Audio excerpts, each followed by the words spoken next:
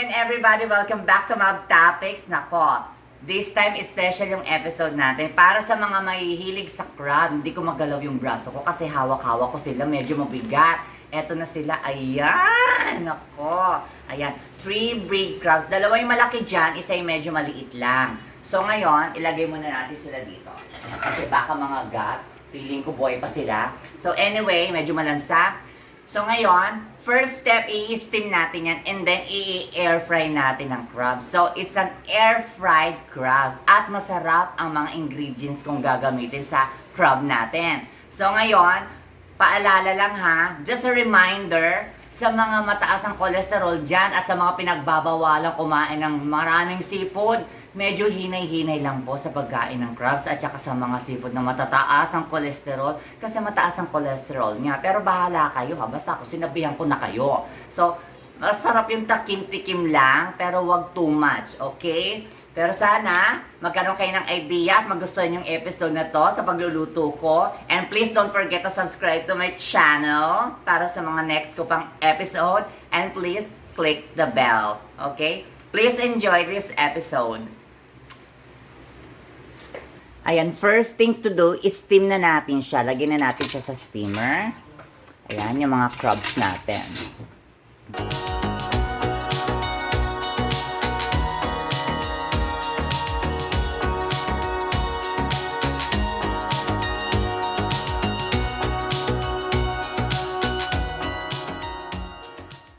OMG, ayan. Tapos na yung ating steaming process. Ayan, orange na orange na. Ako, kapag orange na talaga yung seafood, tsaka ko siya talaga tinatanggal sa steamer. Okay, ayan. Perfect na. So, iahon na natin sila.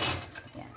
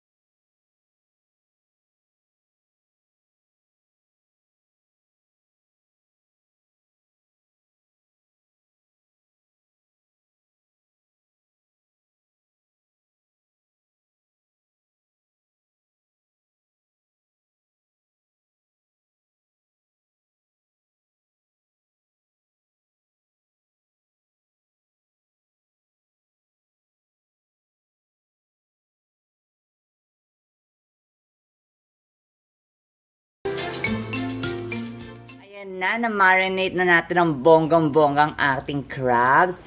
Ilalagay na natin siya sa ating air fryer kasi ready na siya for air fry. Ayan.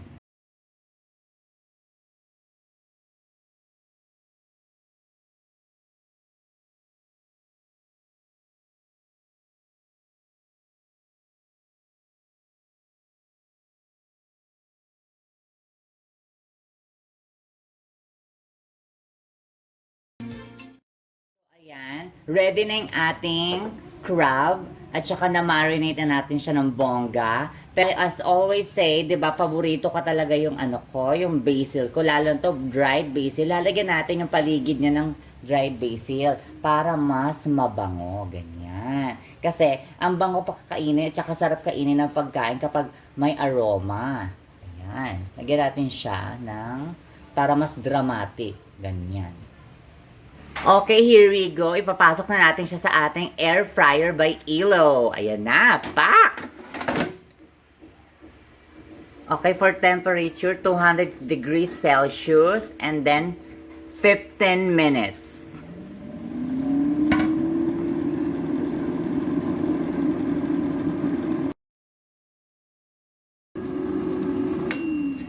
OMG, tapos na yung 15 minutes natin. Here we go! Oh, wow! Looks Ang yummy. bango. Super, super ang bango. Ang sarap. Tingnan. Ayan. Miss Evelyn, tita, what can you say? Looks yummy. Ang bango niya. Di ba? Ang sarap. Sarap kainin niya na. Perfect na. Ayan. Crispy and then may chili sauce yan. So, ito yung air-fried crab with chili sauce natin. Okay? Now, ipe-prepare na natin siya.